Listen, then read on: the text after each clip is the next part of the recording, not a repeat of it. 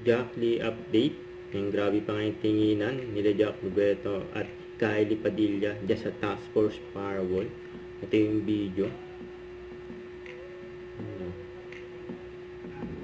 Grabe naman, no? Yung sweet pa nga ng dalawa. Si Kylie nagtuturo kay Jack. Si Kex, saka si Isa. Yun, no? Abangan niya sa Task Force Firewall.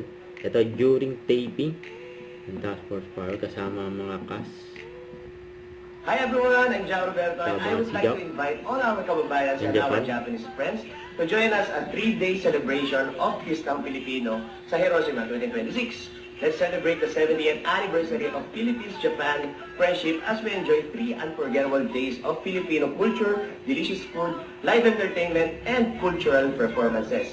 Meron pang exciting activities for the whole family. So join us on September 18, 19, and 20, 2026 at Fukuyama Chuo Park, Hiroshima. Admission is free, guys. So see you there and sama-sama natin ipagdiwang ang pagkakaibigan ng Pilipinas at Japan. So see you sa Pistang Pilipino sa Hiroshima 2026. Mabuhay! Yun, no?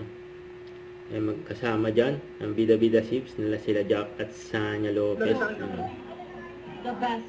Tsaka ito yung sa live. He's so good at what he's Kasama si doing. Jack. Ma'am, thank you! Ayan sila Lexi, saka Jessica, saka isang Koreano.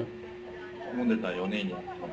Let's fight here. 아, 프로필 봐봐. 프로필 봐봐. Next, ano to next week? Ano to next week? So, Yan. G, ano to? Gina G? Gina G? Sabi tayo. Gina G. Gina G ka talaga. Parang naalala ko to.